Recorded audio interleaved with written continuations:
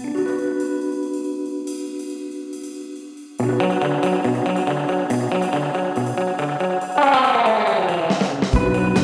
the All Things Strange podcast.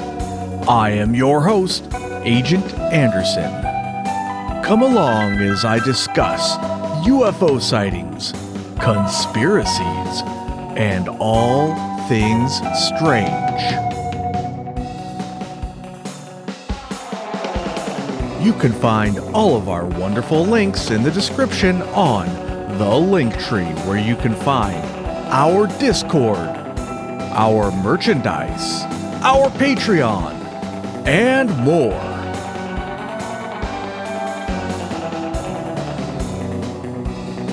This week's episode, the Sandown Ghost Clown and other strange creatures. I took some notes on some extra stuff. I'm not sure how long I'm going to go on the regular topic. If that doesn't get us to about an hour, then I have some other stuff I may or may not talk about, just some fun little topics there. Before we get started, we've got 2 tiers of patronage for you. You can find the link in the description, and the first tier will get you early access, after hours, and bonus episodes. The second tier will get you the ability to vote on upcoming topics such as this one. And just a reminder, if you are buying this through the Patreon in the Apple Store or on an Apple device, through the app, you will pay extra. I don't know what the exact number is, but percentage-wise, I think it's quite a lot. So I think the base tier is $3 a month, and if you buy it through Apple, I think it's like $4.50. You might say, well, that's only $1.50. True, but percentage-wise, that's like a 50% increase. That's a lot. Personally, I wouldn't want to do that. Instead, I'm told if you buy it through a browser, then you can get it for the regular price without Apple tacking on their extra fees. So, with all of that out of the way, let's get to it. The Sandown Ghost Clown. This one was, so I put this one against for the people to vote on. They voted this one against the Lost Island of Atlantis. I gotta be honest, I didn't think there was any chance that whatever I put up against the Lost Island of Atlantis, I was like, dude, there's no way they're not gonna pick the Lost Island of Atlantis. That's such a popular topic. I thought for sure they were going to pick that one. So I just picked some random topic. I to be honest, did not really even know anything about this topic. I don't even know why it's on my list. Probably somebody requested it, so I put it on the list. And lo and behold, they actually chose this topic and not the island of Atlantis, which completely blew me away. I was very surprised by that. However, this is a fun case, and gotta be honest, I am glad that they chose something that was pretty obscure that I'm not really familiar with. Those are the topics I prefer myself. I will cover whatever you, dear listener, want me to cover, but my favorite topics are these cases such as this one that haven't really received very much media attention at all, especially modern media attention. Or like from the file of Project Blue Book, like those cases, you can see online. If you go to Fold 3, you can see how many times that page has been viewed. There are cases I've looked at that have only been looked at 15, 20, 30 times. So in other words, almost nobody is looking at some of these cases.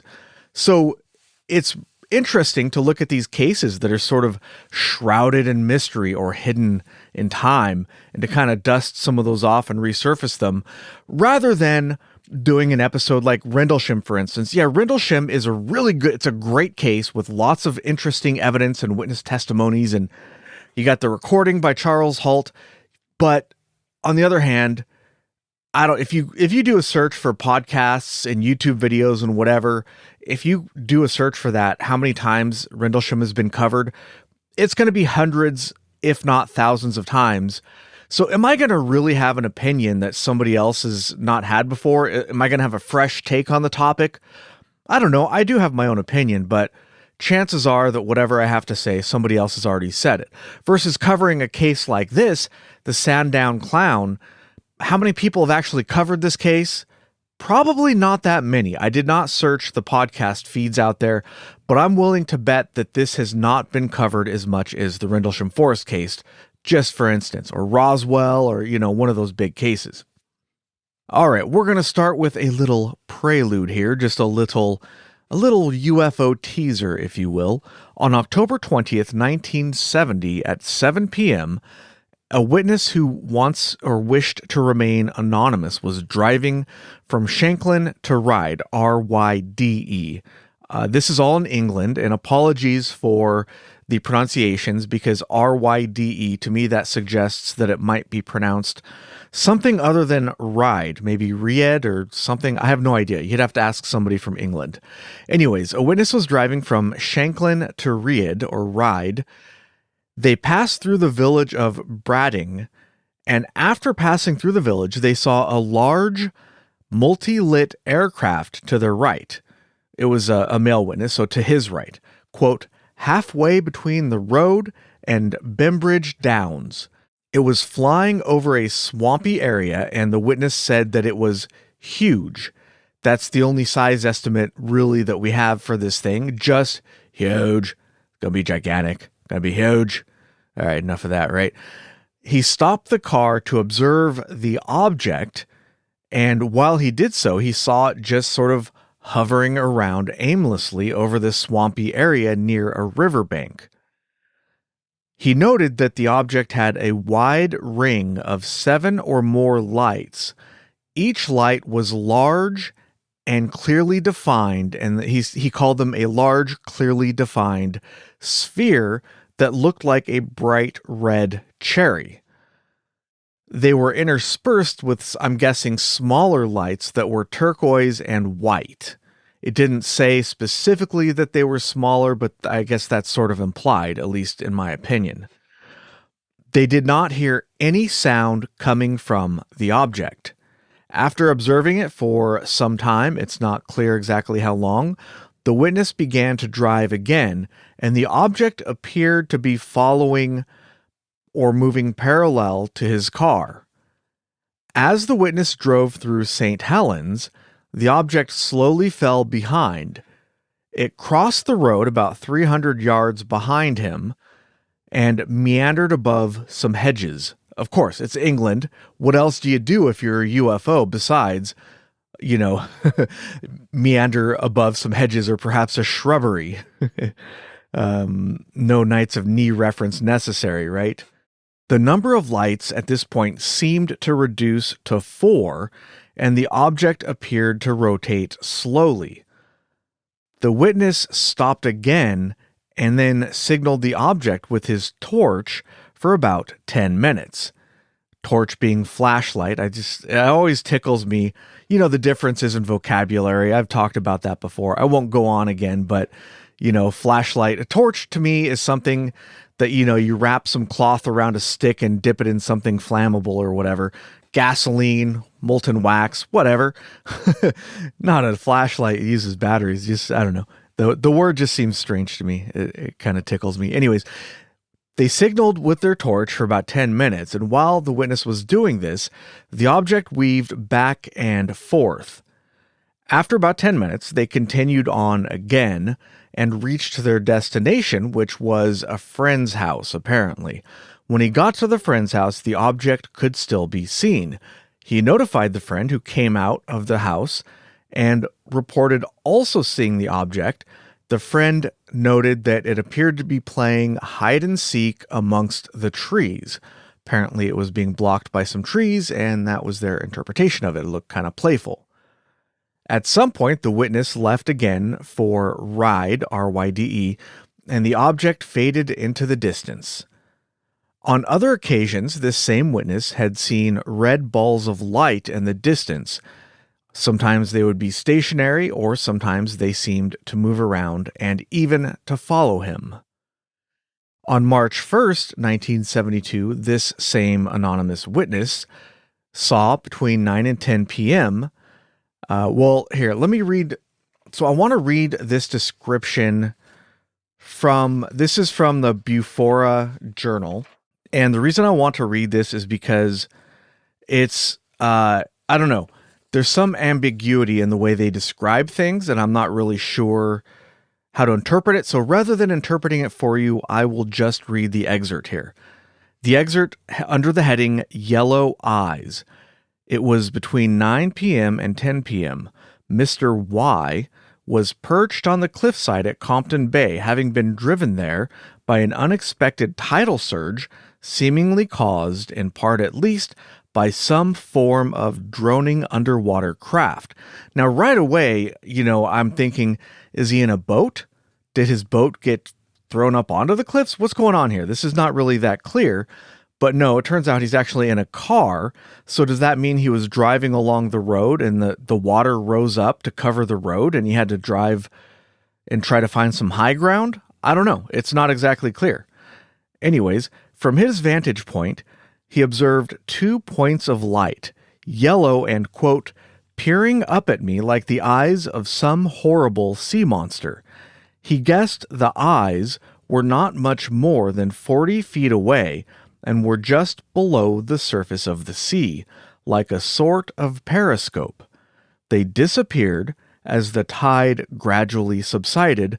Mr. Y was able to get back to his car and drive home. Oh, get back to his car. Okay, so maybe he drove and then he walked onto the cliffs, or maybe he was walking or hiking and then the water started coming in, so he had to go uphill to the cliffs. And then he had to wait for the water to go down. I don't know. It's not really clear. That's why I wanted to read it, because I'm not 100% sure on what's happening here. They're not exactly clear. Anyways, at no time did he tell his young daughter of anything he had experienced. But at the beginning of May 1973, when she was 7 years old, she claimed to have a very weird encounter indeed. All right, guys. Enter the clown. Now we are at the main event. So those sightings I mentioned were sightings that the father had.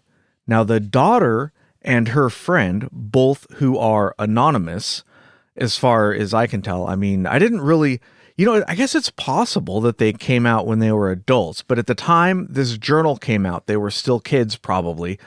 They were 7. This happened in 1973 when they were 7 years old.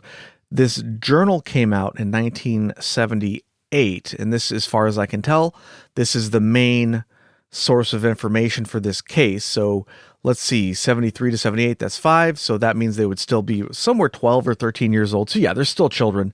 So they're still anonymous when this article came out. So anyways, let's talk about it. The Sandown Ghost Clown. So the anonymous witness who had previous sightings, the daughter had her own strange encounter in May of 1973. They were at Lake Common, Sandown, and it happened at about 4 in the afternoon. She was 7. She was with another boy who was about her own age. They don't specify. I'm guessing the boy was 6 to 8 years old, 6, 7, or 8, somewhere in that ballpark. Doesn't really matter that much. They're walking around, just, being goofy like kids do, I'm guessing, when they heard a strange noise that sounded like an ambulance siren. And if you'd like to look that up, the sound of ambulance sirens has changed over the years, and that appears to be different in different regions. So I'm guessing in England, here they sound kind of, just like a siren here. It's just pretty common sound. But in England, they sound different. I'm guessing it sounds more like oi, oi, oi, oi, oi. Something like that, right? Because it's England? No? Anybody?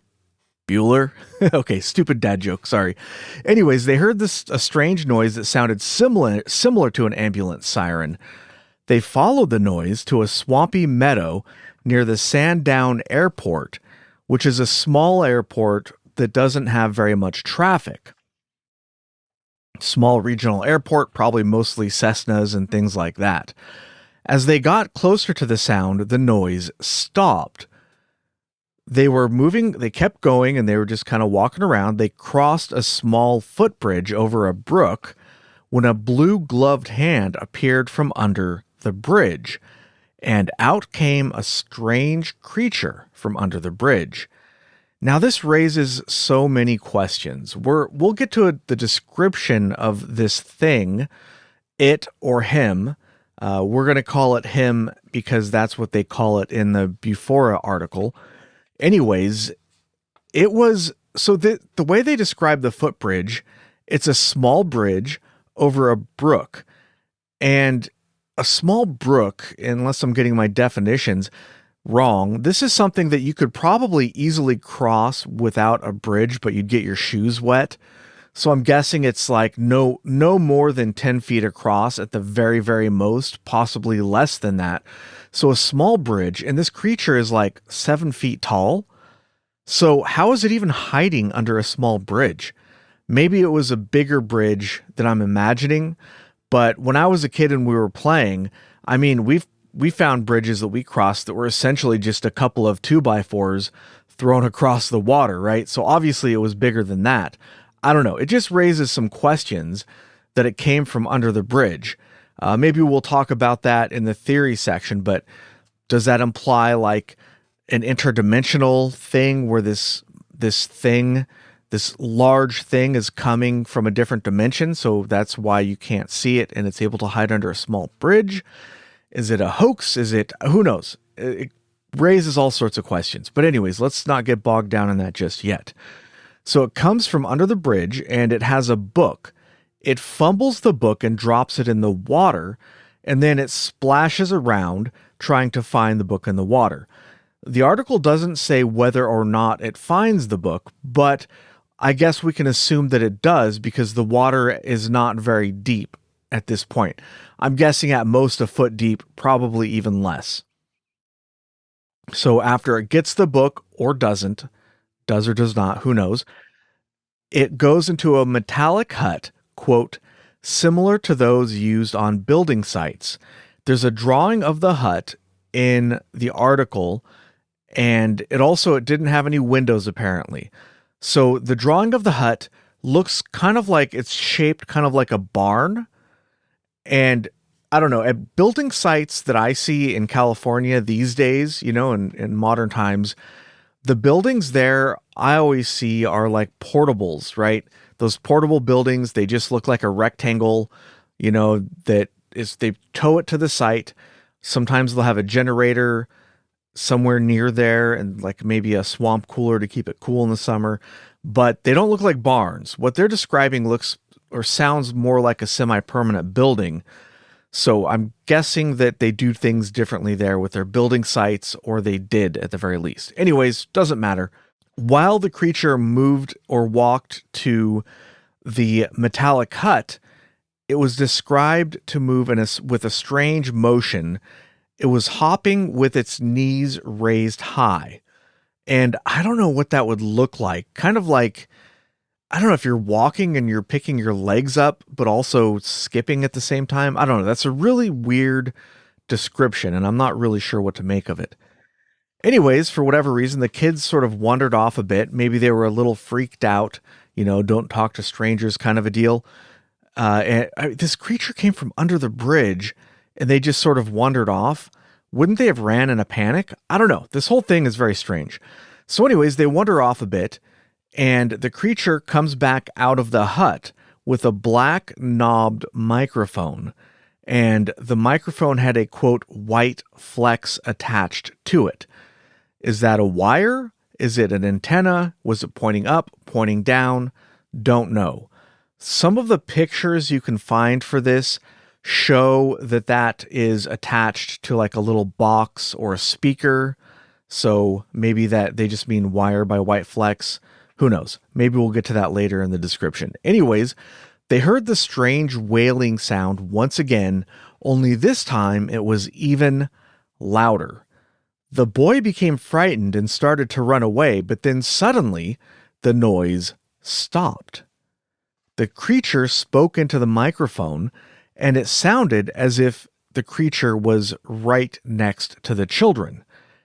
He said, "Hello, are you still there?" It sounded friendly, so the children were no longer afraid, and they sort of wandered back in the direction of the thing, whatever it was. Now, once again, I'm going to read an excerpt that has the description because I don't want to interpret things incorrectly. So here we go. Under the heading, 7 feet tall, no neck. He was nearly 7 feet tall and had no neck, for his head appeared to be wedged straight onto his shoulders. He wore a yellow pointed hat, which interlocked with the red collar of a green tunic. A round black knob was affixed to the top of his hat, and a wooden antenna, multiple, and wooden antenna were attached either side, so I guess 2 of them. The face had triangular markings for eyes, a brown square of a nose, and motionless yellow lips. The other round markings were on his paper white cheeks, and a fringe of red hair fell onto his forehead. Wooden slats protruded from his sleeves and from below his white trousers. His first communication was in writing. ... So this is such a bizarre description. I mean, it sounds straight up like a fake clown. If you ever been to somewhere, amusement park or whatever, and they have an animatronic clown, this is exactly what you would expect it to look like. Am I wrong? And it makes you wonder, well, maybe we'll talk about it during the theories, so I'll continue on, and we'll worry about it later in the theories. Anyways, so it had a large notebook that it wrote in, but it didn't write the words in an order that made sense. So it wrote some words in a notebook and then pointed to them, and the order that it pointed to the words was hello and I am all colors, Sam. So, hello, I am all colors, Sam? Was his name Sam? Did he misspell a word? Did he mean to say same? Did he mean to say something else? This doesn't really mean anything. Hello, and I am all colors. What does that even mean? Maybe he was trying to communicate something that doesn't translate into the English language. I don't know. The children at this point had wandered even closer, and the creature began a conversation with them without the use of the microphone. His lips did not move when he talked, and his speech was not entirely clear, quote, like that of a person who does not open his mouth properly. Now, this is open to interpretation, what exactly that means. That could describe somebody who's talking behind a mask, for instance. So that could be a little detail that reveals this whole thing as some kind of very bizarre hoax. On the other hand, that might be how a child would describe a robot talking. If a robot was talking in a monotone voice like that, maybe a child would describe it as a person who does not open their mouth properly. For me, that description is too vague to really make any conclusions, but it is an interesting little piece of evidence that we might consider for speculation. Anyways, the whatever it was, the robot, the alien, the figment of their imagination, he asked the children about themselves, and the children had a conversation with him with some follow-up questions. They asked him about his torn clothing, and he responded that he only had one outfit, so that's what he was stuck with. He couldn't change his clothes. They asked him if he was really a man, because he didn't look like a man. He doesn't look like a person at all. He responded, no. Simply no. No other explanation. They asked him if he was a ghost. He said, quote, well, not really, but I am in an odd sort of way. And the phrasing of that suggests to me that he might have even been speaking with an English accent, right? Well, not really, but I am in an odd sort of way. Or perhaps that's not verbatim what he said, and the children were just relaying the message in their own words. Who knows? They asked him what he was if he wasn't a ghost and he wasn't a person, and the creature said, you know. As in, well, you know, maybe, or you know what I am, or who knows? Who knows what he means by that? Again, it's not exactly clear what he means by you know, but he wouldn't tell them anything beyond that. That he would only respond to what he is. He would only respond with, you know. Apparently, they asked him several times. They asked him his name, and he said he had no name. He also said that there were others like him. He said that he was frightened of people because he was worried that they might hurt him. If they attacked him, he would not be able to defend himself. So that's why he was scared of them. Why he couldn't defend himself? Not clear. Why would he worry about people attacking him? Not clear. I mean, I suppose it's possible that if somebody came along and saw something that looked like a robot clown, they might start beating it up, but that seems unlikely. So that's a very strange thing for it to say. Sometime during the conversation, it went into his hut.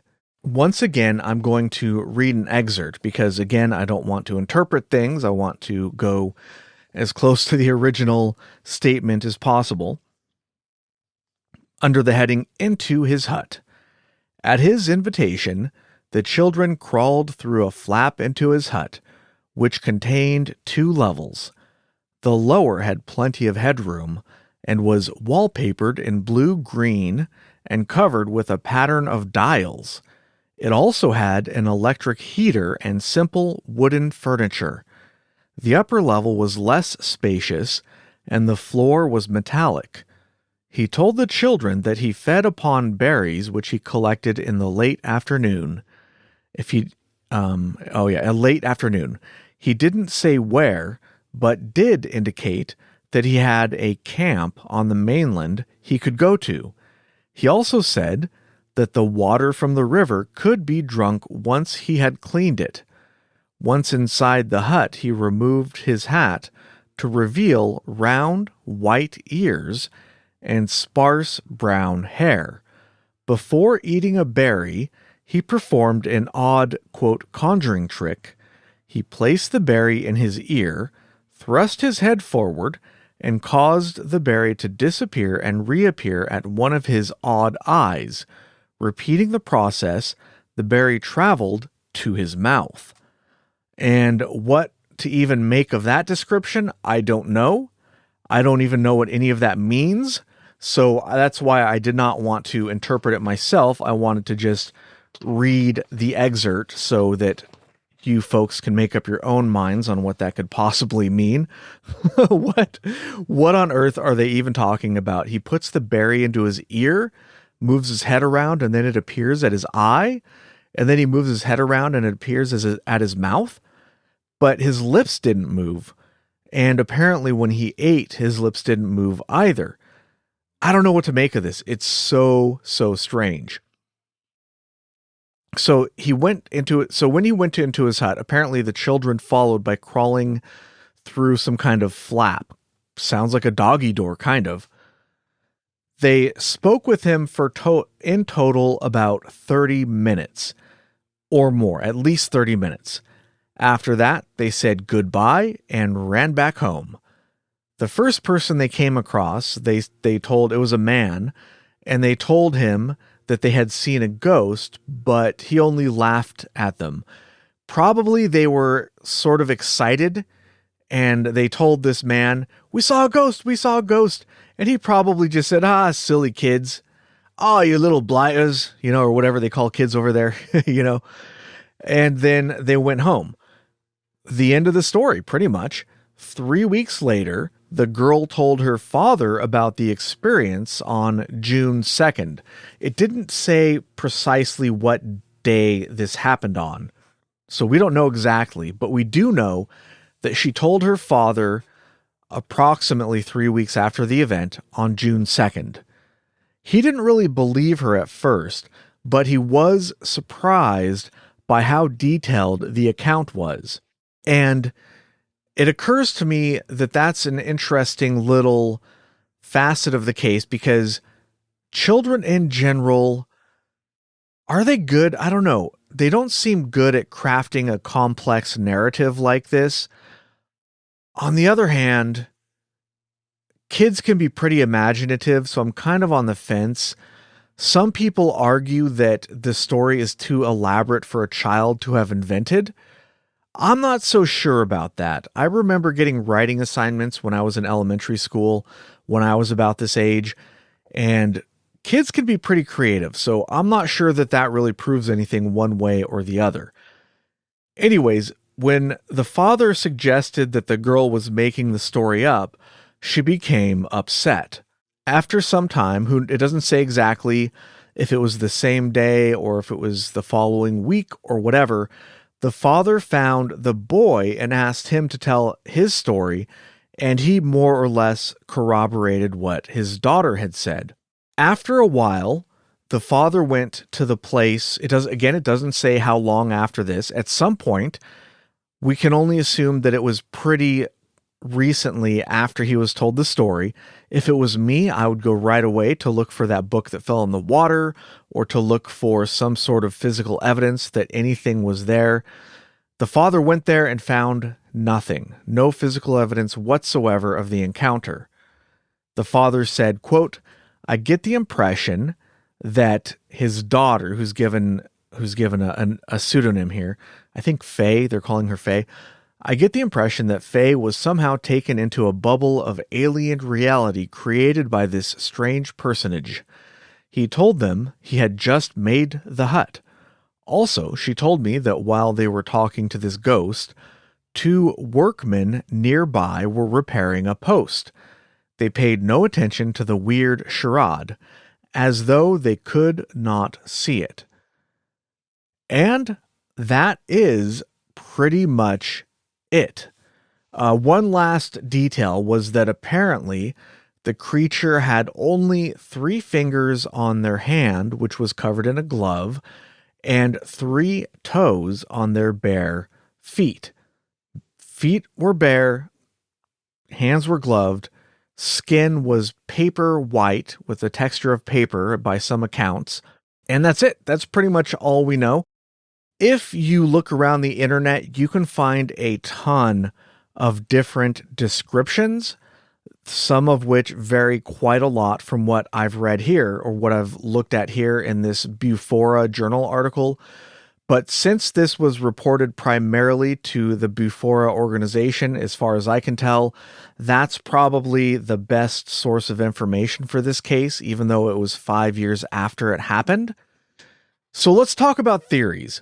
The most obvious theory is that this was just a flight of fancy. This was the invention of children's information. You remember being a kid with your friends and you can make up stories and pretend that they're real, even having imaginary friends, even possibly having a shared imaginary friend.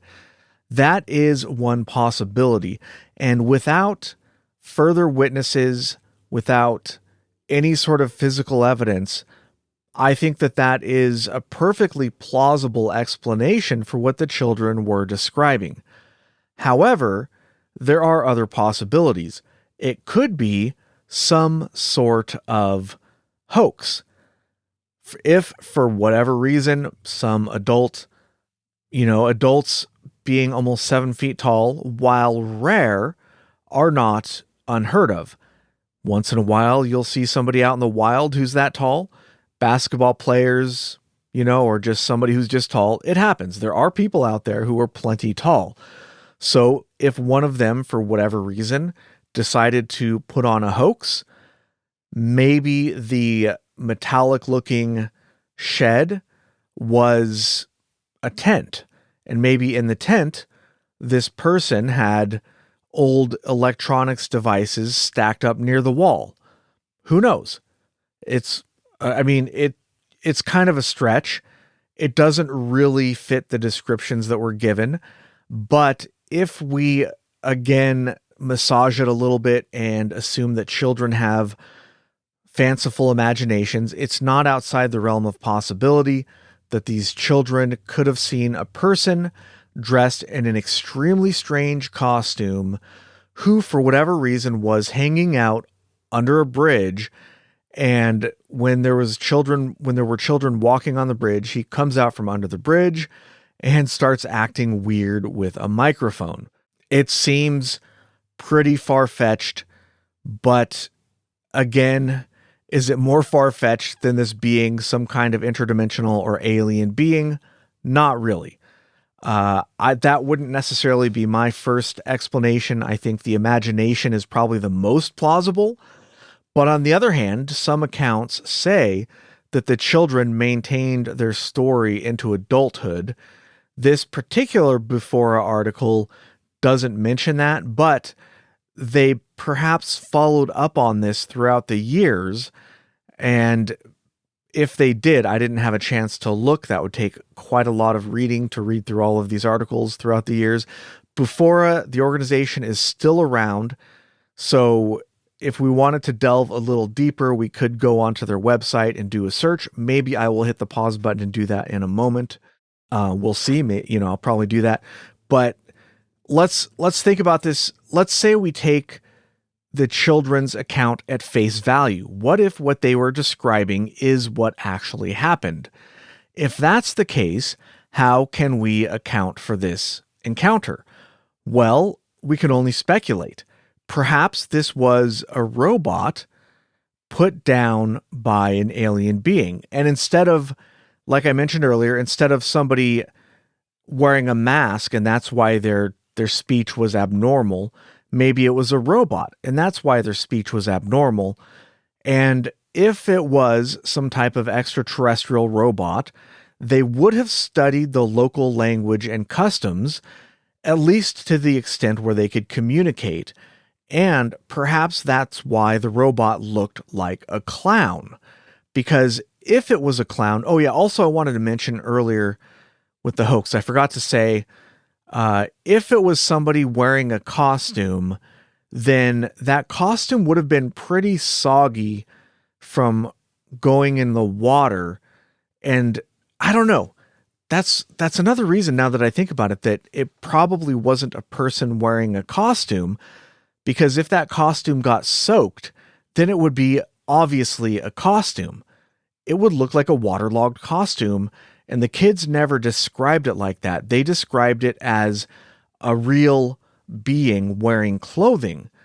They said its skin was paper white or white, not that it was wearing something that became soggy, like a foam outfit or something like that. So that's an interesting detail that probably disproves the hoax theory. So we could probably rule that one out, actually.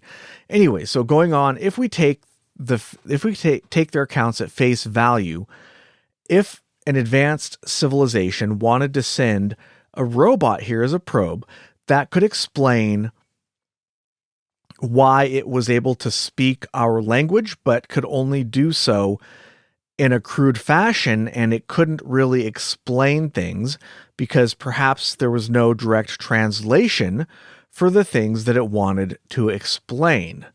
So that's why when it asked them, "What are you?" maybe the word robot, either they didn't know that word, or maybe that word is not totally accurate to what this thing actually was. Maybe it was a biological robot, because as I've said as I've said on the show before, excuse me for the stuttering, DNA is sort of like a computer code. If you could totally harness that, you could completely program the DNA and you could make a creature that was essentially a biological robot, and you could make it in any shape that you wanted to. So hypothetically, if they had some sort of technology like that, or some sort of technology that we couldn't even imagine, then that's why it couldn't answer the question, "What are you?" It's not a man. It's sort of a ghost, but not really, indicating that, yes, I'm sort of alive, but I'm not really alive. And the answer where he said, "I'm afraid of people because if they attack me, I'm not allowed to defend myself," that suggests that whatever it is doesn't have full control over its own actions, as if it was a robot with a program, right? So if that's the case, then perhaps this thing was crafted specifically to speak with Earth children to gather data on how they would behave if they encountered something strange like this. Or maybe it was gathering some other kind of data. We don't know. And its strange metallic building that it had just built could be some sort of, who knows, UFO. It could have flight capabilities. It could have, the capability to be put up and taken down very quickly. Why would it eat berries? Why would it need to drink water? We can only speculate. If it's a biological being, if it's, a programmable meat suit that's similar to a robot, maybe it does need food and water. Who knows? There are any number of ways we could speculate if we want to take their testimony at face value. This sighting becomes very strange and very fascinating, and I don't really know what to make of it. If you consider that their father also had UFO encounters in this area, then that suggests that this area may be some sort of hotspot. But at the end of the day, we don't really know a whole lot about this incident. Is it a hoax? I doubt it. Was it some sort of imaginative flight of fancy? Possible. Was it a real being? I mean, if there was a real alien being, it would be so far outside of our understanding and I say possibly could be so far outside of what we would normally expect to see that we could only view it through our own lens and we could only describe it in our own words. And for a child, the closest thing they would imagine it as would be a clown. So that's definitely a possibility. At the end of the day, this is one of those cases that is really quite a lot of fun. We can speculate, we can ask ourselves, what if, and we can look at different minutia of the encounter and speculate on those. But at the end of the day, we don't really have an answer. This is one of those ones where there's no evidence for it whatsoever besides the testimony of a child. And it's just a fun story. That's pretty much all it is. It's just a fun story. All right, unpausing there. I paused real quick. I wanted to do a quick search. I forgot to look at this when preparing my notes. If I could find any sort of adulthood sort of testimony, I found in several places when researching this that said the witnesses, or the main witness anyways, the girl maintained her story throughout her life, which would indicate that it wasn't a hoax, but I was unable to find a source for that. So that might just be speculative, or it could just be completely made up. We don't know. Anyways, that's all I've got on the Sandown Ghost Clown. What did he mean by I am all colors? What did he mean by the thing? I don't know. It's just a really fun case to speculate about. All right, so we're not quite at a full hour here, so I got a couple of other things. Since Sam the Sandown Ghost Clown is often considered to be sort of a cryptid. Is he a cryptid? Is he not a cryptid? Who knows? I have no idea how to even describe him or classify him, I should say. So anyways, when I was looking up stuff for Sam the Clown, I found some other cryptids that were just popped up in the searches that looked really fascinating. Let's go over a couple of them. All right, up first, we've got the Flat Man. This one comes at us from Yakutia, Siberia, from Russia, from the mother Russia. This particular cryptid looks like a shadow and can only move along the ground. Unlike shadow people, for instance, which can walk around and are often 3D, this is a two-dimensional being that moves along the ground. And it can also suck people in like a black hole, and in fact has been known to consume entire villages. So, all right, if you see a shadow moving around by itself, don't go anywhere near it. In fact, stay far, far away, or you might end up in some other shadow realm. Who knows? Another one that came up, which I found fascinating. This one is a little more modern, and it could possibly be a so-called creepypasta that's made up. On the other hand, it's also a lot of fun. Black stick men. This has been seen all over the world. Black stick men are two-dimensional beings that are pitch black and human size or larger, sometimes as large as 30 feet or more. Some people report seeing them charged with electricity. There are pictures available online, and even if, it requires the suspension of disbelief, it's still really fun to look at these pictures and wonder, okay, what if this isn't a shadow from a tree? What if this really is a real thing? That's kind of fun. It's just fun. It's fun to speculate on this stuff. They don't make any sound, and they have never tried to communicate with anyone in any way. A skeptic might say that's because they're actually just shadows of tree branches, but I don't know, that's not fun. Let's have some fun, Witnesses who see them feel strange feelings of anxiety or aggression during the encounter, and it's theorized that the stickmen give off some kind of negative energy. They're not considered ghosts because they aren't tied to any particular location or tragic event.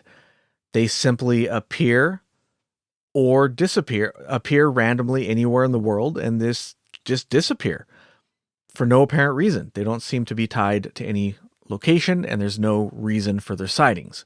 Some people think that the black stickmen are somehow related to shadow people. Is that the case? Is it possible? Sure, why not? Who knows? All right, now I have a couple of sightings here I found from the interwebs for you. In 1982, when I was a student nurse at Worley Hospital, Brentwood, in Essex, England, I encountered a stick person in the grounds of the hospital as I was walking home one night. It loped across the roadway, having been, seemingly, pressed up against a wall. It stopped when it saw me and raised its arms in fright and quickly walked off into the undergrowth. It was very tall, with very thin, extremely long arms and legs, and a very small oval head. Totally black and no obvious clothing. I saw no face, even though it had emerged very near a street lamp, and so was well illuminated. I was terrified, and to this day, no one believes me. So, that's a really fascinating story. We can be skeptical and say that it's just a creative writing assignment, somebody was just having fun writing a little story there, or perhaps they were hallucinating. But this is where it gets fun. What if this is a genuine description of what this person actually experienced?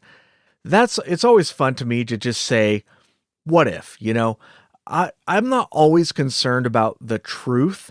Sometimes it's fun just to imagine what if. Another story was from the cryptid wiki. What is that called? Let me find it real quick.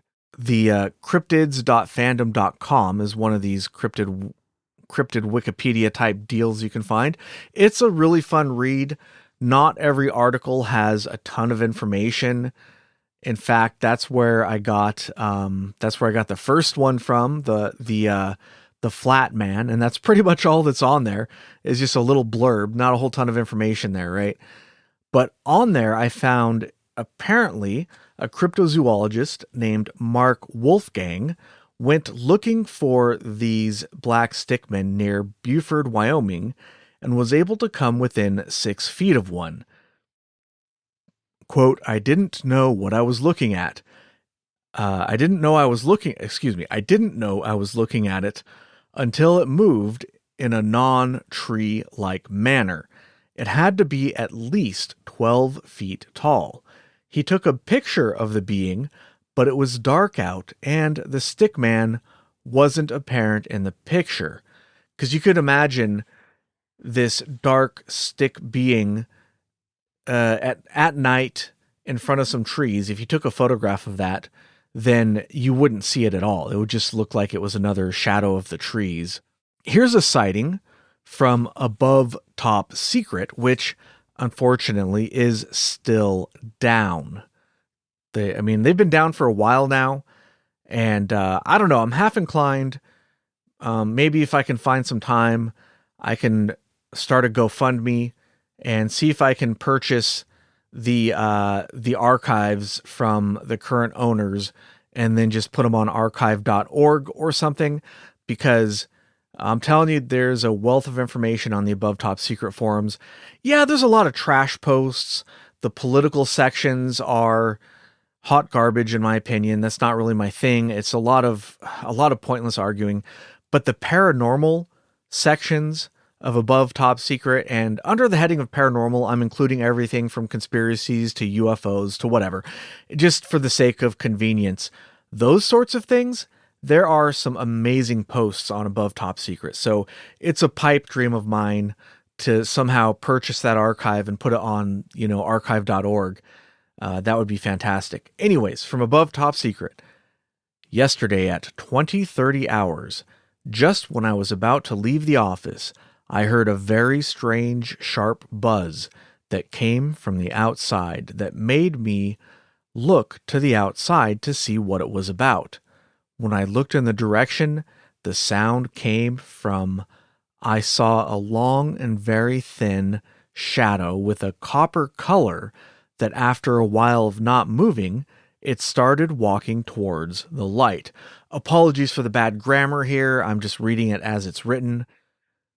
It was in that moment that I got very scared because I could see clearly that it was not a normal person. It had no face and its body looked like a stick made of one piece. I went looking for my cell phone camera to take a picture of it, and to my surprise, when I came back, that thing was higher than the wall of the building, and it kept growing and stretching until it reached the second-floor windows of the neighboring building. It suddenly jumped up the walls and began to climb up to the roof, where I lost sight of it. I kept hearing the buzz for some more seconds until it disappeared completely. I was able to take pictures of it. I have spent the whole night, my bad. That was my mistake, not the writer's. I have spent the whole night thinking about it, but I have no idea what that could be. Once again, could be a creative writing assignment, or it could also be a genuine story. If a genuine story, I'd be crapping my pants, man. That is pretty wild stuff. Seeing this thing climbing a building, no thank you. No thank you at all, especially if I'm in that building. I would not be too happy about that. All right. Next up, here's a story I found on Reddit. I've seen one down the upstairs hallway of the Everett Performing Arts Center in Everett, Washington State. It almost looked, and by the way, just as an aside, I'm guessing that they specify Washington State because in the United States we have Washington State. We also have Washington, D.C. It can be confusing, and even Americans get confused about it from time to time. I won't go into the details of that for our international listeners, but I think that's why they're specifying Washington State here. Washington State is north of California, up there over by yonder by Canada. Anyways, of the Everett Performing Arts Center in Everett, Washington State, it almost looked like it was breaching dimensions or something, like it wasn't quite on out plane. I think they mean our plane. Like it wasn't quite on our plane, but it was there, and it was ominous. Invite presence. I'm not sure what they mean by that, but that's what they wrote. They said, but it was there, and it was ominous invite presence. At first, I thought it was a shadow person or a hat man, but it was too tall, and every time I describe it to someone, I get this feeling in the back of my mind, almost like I'm being corrected, that it's different.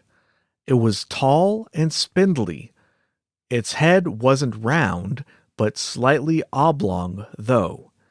Almost like it had a top hat or something going on, hence why I thought it was a hat man. But it was totally stickman-like.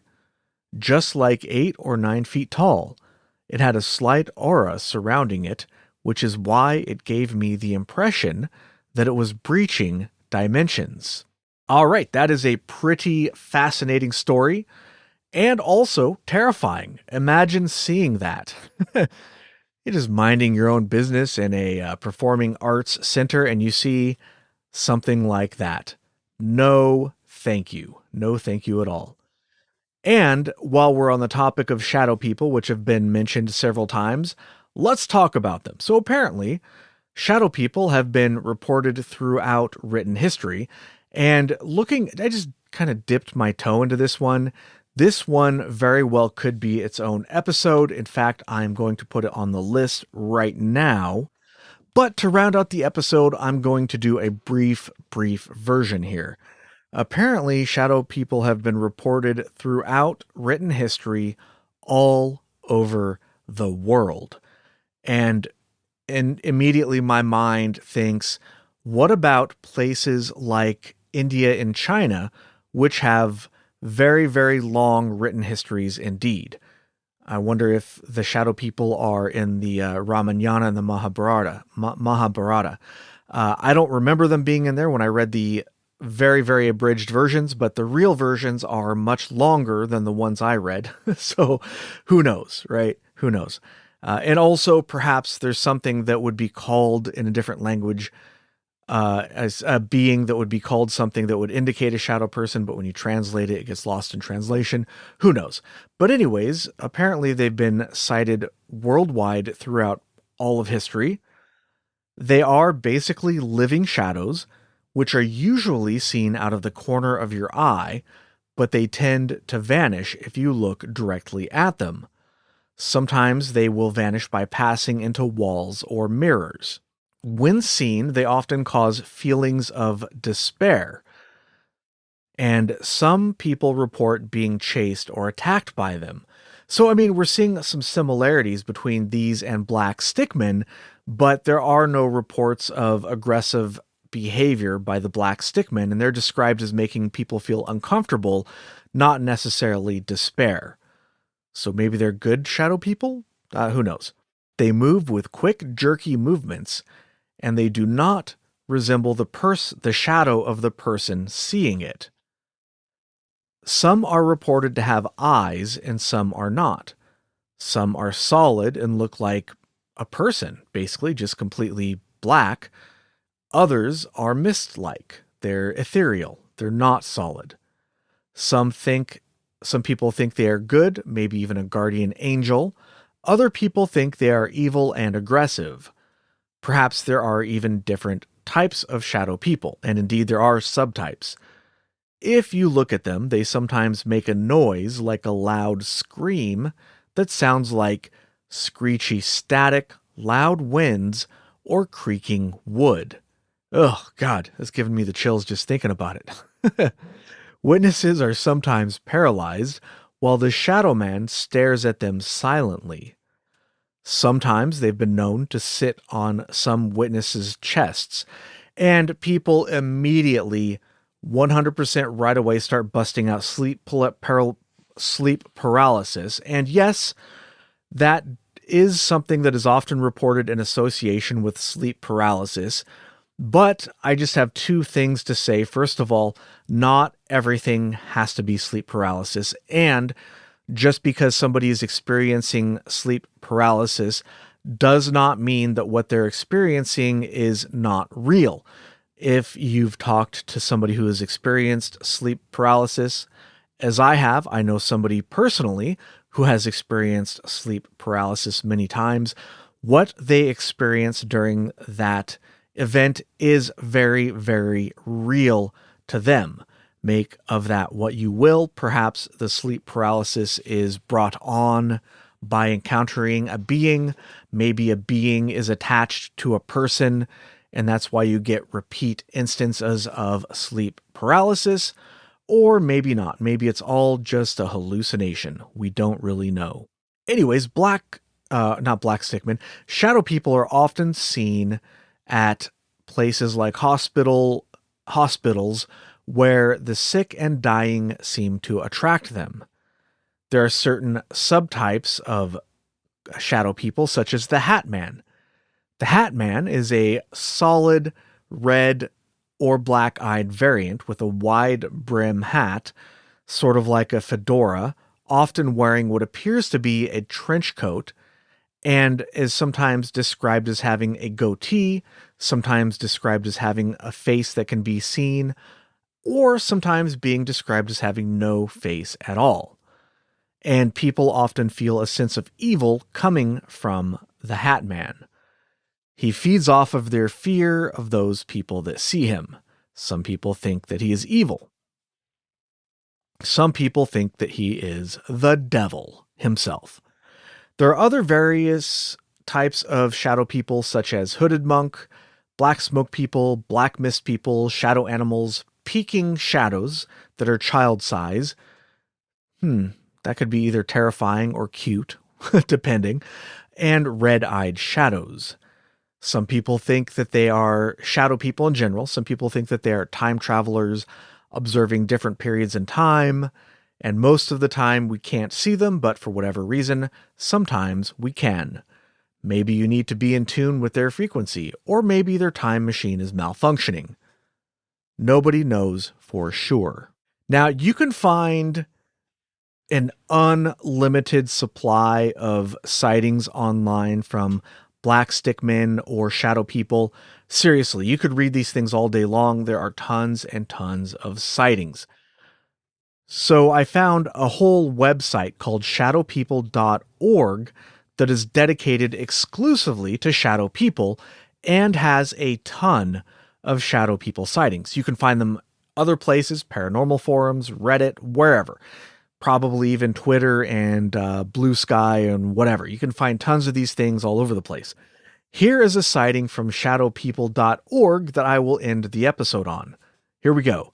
This happened on November 4th, 1999 at 0700 hours. When I was young, about 10 years old, I remember something a 10-year-old would never forget. One night, when I was sleeping in my room, I woke up for no reason and looked around the room sitting on my bed. So, I'm guessing this was submitted at 700 hours because 700, that's in the morning, guys. That's like when you're waking up. At least I wake up around then. I have had jobs where I had to wake up much earlier than that, and I prefer not to. So, maybe some of you have to wake up earlier. Maybe some of you get to sleep in. Don't know. Anyways, one night when I was sleeping in my room, I woke up for no reason and looked around the room still sitting on my bed. At the time, I had no curtains on my windows. When I looked out the window, I saw a black shadow staring at me. To describe it, it had no face, it was just plain black. I was so scared that I couldn't move. I was too scared to turn the lights on, so I hid under my blankets. I was puzzled also because who would be staring at me from the second floor window? The next day, I told my mother about this. I think she believed me. We put a blanket over the window so it wouldn't bother me no more. After that, it didn't bother me. But the very next night, my mom told me a black shadow, came to her sliding door window.